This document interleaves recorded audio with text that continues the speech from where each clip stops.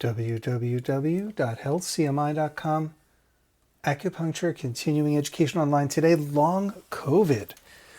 So this comes right from our newsroom. If you go to healthcmi.com, click on news, you can see this article entitled Acupuncture COVID-19 Relief. And sure enough, researchers from the University of Pennsylvania in the neurosurgery department and Tianjin University of Traditional Chinese Medicine combined and determined that acupuncture alleviates respiratory, digestive, cardiovascular, and nervous system disorders associated with COVID-19. The research is all there. They discovered a few things, but basically people are getting long-term side effects from COVID. This is not unusual for nasty viruses, and what they found was that the application of acupuncture could do things like help the breathing, restore a sense of taste and smell, stop this chronic dry cough and some headaches. A lot of people are getting headaches. There was a few things that it was really good at.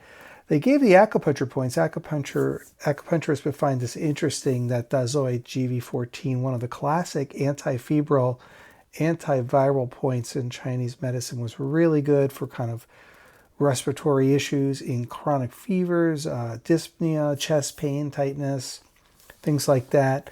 There was a few other points mentioned. One of them is called Ding Chuan, which is really special on the back, really just opens up the lungs. And then there were a lot of digestive problems, diarrhea, abdominal discomfort, nausea, all this stuff long-term. And no big surprises, some of the classic acupuncture points were also mentioned there. So if you go to HealthCMI as an acupuncturist, you can see this. But I do recommend seeing a licensed acupuncturist based on this research for the treatment of long COVID, because it's simply getting the job done.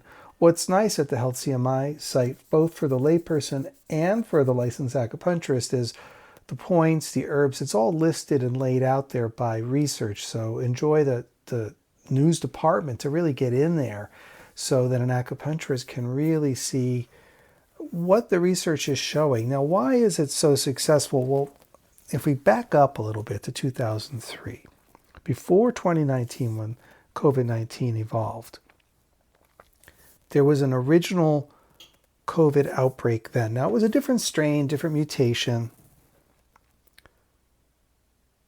but the Chinese government and Chinese industry tackled it at that point, and they were able to contain it and wipe it out. And that's when you got herbs like Lianhua Qingwen, which is a popularly sold herbal medicine, and Qingfei Baidu-san started to emerge as important herbal medicines. And since 2003, that research has been conducted. And so we know it prevents viral replication and clears it from the system. It gets rid of a lot of symptoms, benefits the lungs, etc.